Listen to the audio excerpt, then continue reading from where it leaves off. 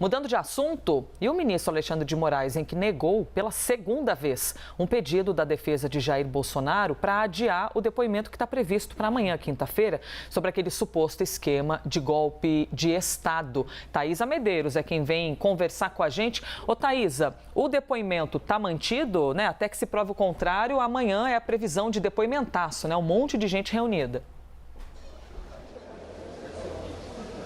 Está mantido, Elisa. Bom dia para você, para todo mundo que nos acompanha. Amanhã, quinta-feira, dia 22, será o depoimento do ex-presidente Jair Bolsonaro nessa investigação que apura um suposto golpe de Estado. Foram duas tentativas da defesa do ex-presidente para tentar adiar esse depoimento. Uma foi na segunda-feira e a outra na terça-feira. As duas foram negadas, então, pelo ministro do Supremo Tribunal Federal, Alexandre de Moraes.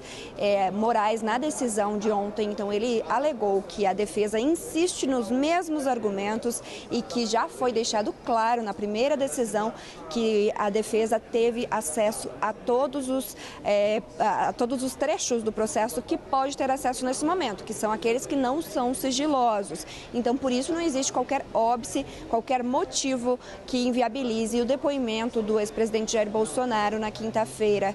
Isso disse Alexandre de Moraes na decisão. O argumento da defesa, então, é que a defesa de Bolsonaro não tinha tido acesso àqueles excertos de conversas, aqueles trechos que foram obtidos por meio dos celulares que foram apreendidos nas buscas e apreensões feitas pela Polícia Federal nos últimos tempos, com aliados de Bolsonaro, inclusive com ele também, que teve o passaporte apreendido.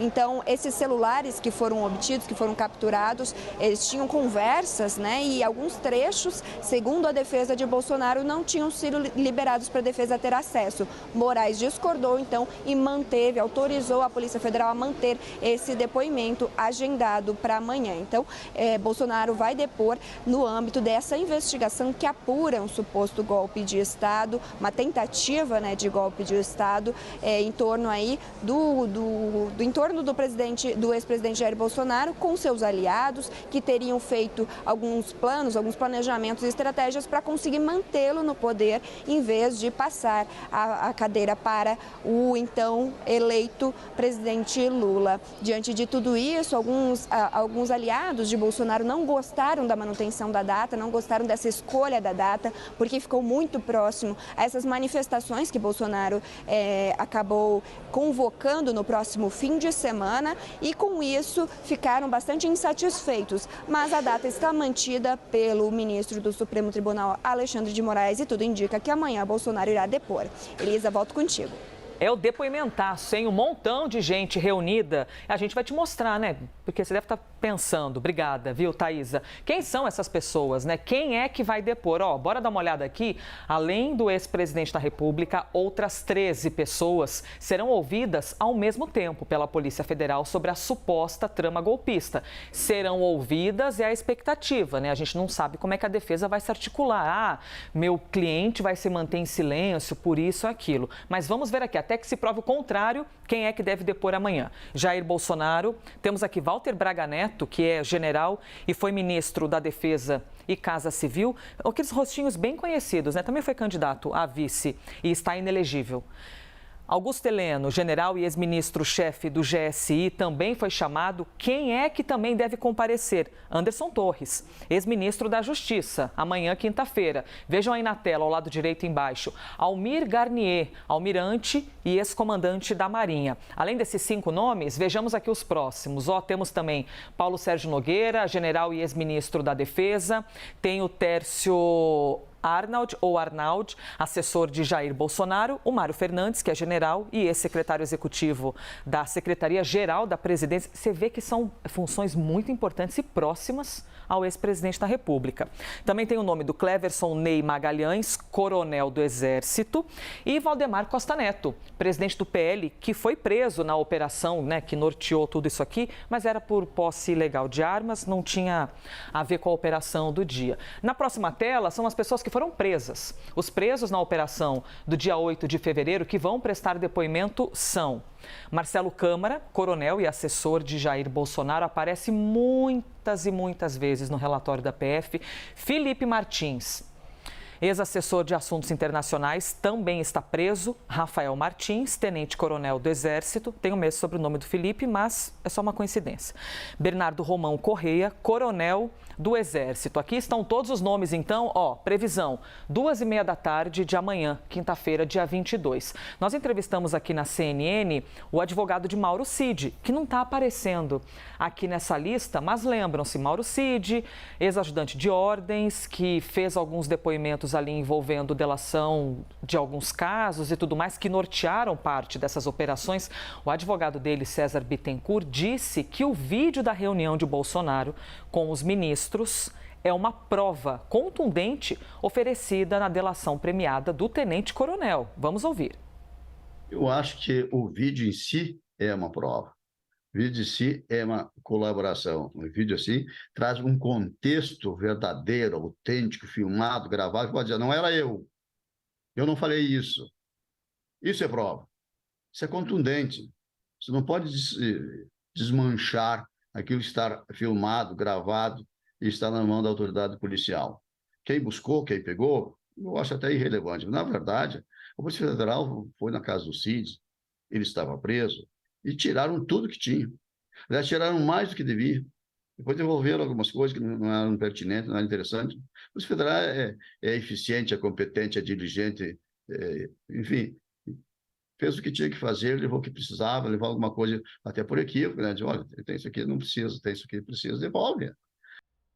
A entrevista tão importante, com o advogado de Mauro Cid, que em delação premiada expôs muitas coisas. É claro que a gente tem de lembrar sempre que todo mundo pode falar tudo o que quiser numa delação premiada, mas isso não quer dizer que isso já seja a prova exatamente. Tudo tem de ser provado, analisado e após toda uma investigação da PF é que eles desenrolam outras operações.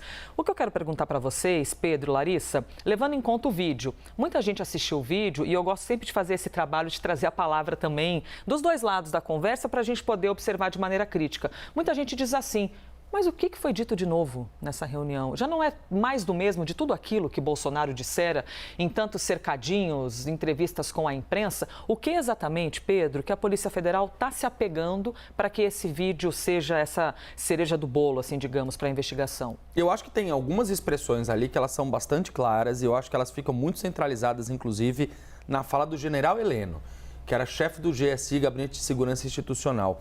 Quando ele fala, por exemplo, em infiltrar agentes da Agência Brasileira de Inteligência, a ABIN, nas campanhas eleitorais dos candidatos à presidência, isso é muito grave.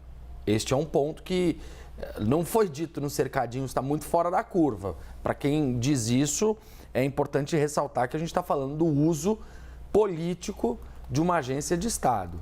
Quando ele fala em virar a mesa antes da eleição, virar o jogo antes da eleição, a interpretação da Polícia Federal também é, Elisa, que ali havia um discurso claro de golpe.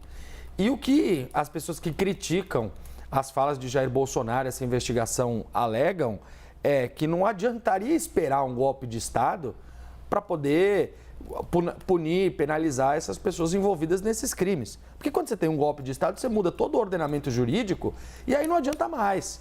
Então que nesses crimes, por exemplo, de atentado violento ao Estado Democrático de Direito, mesmo aos quais foram enquadrados aqueles acusados de terem invadido a sede dos poderes em 8 de janeiro, você tem uma tentativa, você tem um atentado, você tem um planejamento, você tem uma intenção, mas você não tem necessariamente um golpe de Estado. Então, é importante que se pontue, para além do discurso, que é um discurso muito característico do ex-presidente Jair Bolsonaro, que tem um baita carisma, é muito carismático. Além desse discurso que ele fez, tem fatos ali que mostram uma intenção, segundo a Polícia Federal, de cometer um golpe de Estado. Foi redigida uma minuta. Isso foi escrito, foi tratado com os chefes das 3 Forças Armadas. Tem uma reunião para tratar disso. Então, vai muito além da fala em si, Elisa. E também é importante acrescentar aqui a ideia que a gente acabou de falar com a Thaisa Medeiros, né, de que o ministro Alexandre de Moraes negou pela segunda vez um pedido da defesa de Jair Bolsonaro para adiar o depoimento.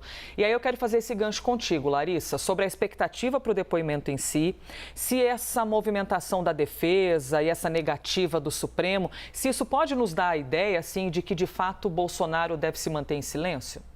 Essa é a expectativa e a gente lembrou ontem, né, Elisa, o quanto isso aconteceu em outro depoimento que ele deveria prestar à Polícia Federal, à época sobre a questão das joias, ainda em agosto do ano passado. Várias pessoas dessa expectativa de depoimento hoje já falaram por meio de seus advogados que vão ficar em silêncio. Então, a gente tem a expectativa por parte, por exemplo, do próprio Bolsonaro, temos do presidente do PL, alguns assessores mais próximos de Bolsonaro, Marcelo Câmara, por exemplo, também já falaram que vão ficar em silêncio. Mas a gente lembra que são muitas pessoas esperadas amanhã.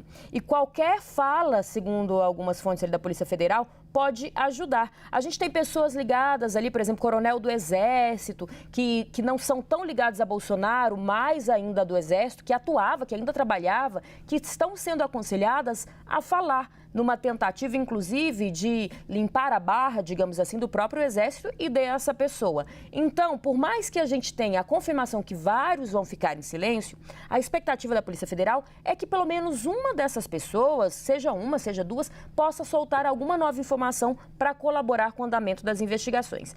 Para além disso, é de praxe se ouvir os investigados, claro. Então, é um momento da investigação. Isso não significa que eles vão falar, mas significa que a investigação está avançando e que a Polícia Federal já teria novidades do que foi recolhido. A gente falou isso ontem com o Theo Cury. Na última operação, nessa maior, né, que eles recolheram notebook, equipamentos eletrônicos, celulares, até papel, que podem ter novidades ali que vão ser usadas no questionamento desses depoimentos. Eles podem ficar em silêncio, sim, mas os policiais vão questionar e até que ponto esse silêncio vai ser mantido, em especial. Um ou outro, a essa expectativa, pode vir a falar alguma coisa. E o futuro de Jair Bolsonaro, Pedro? Poderia ser preso? Não poderia? Pena longa? Como é que o pessoal está observando tudo isso? Pois é, há uma leitura de que tudo vai depender daquele crime, de fato, que o Ministério Público Federal eventualmente enquadrá-lo, porque cada crime tem a sua pena. Tem até uma reportagem que a gente traz do Leandro Magalhães, que ele chega a falar de uma pena por aquele evento do 8 de janeiro de até 17 anos para Jair Bolsonaro. Tem várias outras matérias que apontam, aqui da CNN mesmo, o próprio Pedro Venceslau trouxe isso, que nesse caso a pena poderia superar 20 anos de prisão para Jair Bolsonaro. Mas aí, Elisa, a gente precisa levar em consideração, de fato, qual vai ser o crime que ele vai ser eventualmente enquadrado pelo Ministério Público Federal. Ele vai ser denunciado. Se de fato ele for denunciado, ele vai ter direito a se defender no processo. Então, por que é importante a gente observar o depoimento agora? Porque o depoimento é a fase do ex-presidente Jair Bolsonaro se defender no inquérito. Depois do inquérito, a Polícia Federal conclui, diz assim, não, ele realmente cometeu um crime ou não, e entrega para o Ministério Público. E aí o Ministério Público vai avaliar aquele inquérito, o resultado, e vai denunciar. Se a denúncia for aceita pela Justiça, aí ele vira réu. Se ele virar réu, aí ele se defende no processo. E no final do processo você tem uma sentença. E aí essa sentença ela pode variar dependendo do crime que está sendo acusado, que aquela pessoa está sendo acusada por parte do Ministério Público. E, obviamente, é bom lembrar, isso não vale apenas para o Bolsonaro. Isso vale para todos esses acusados de planejar um golpe de Estado. Obviamente, pelo que a gente consegue perceber, os 4 que foram presos têm uma situação muito mais grave do que os outros que não foram, porque foram presos justamente porque estavam tão envolvidos que a Polícia Federal entendeu que se deixasse eles soltos, eles poderiam atrapalhar a coleta de outras provas ali nessa investigação, Elisa. Defesa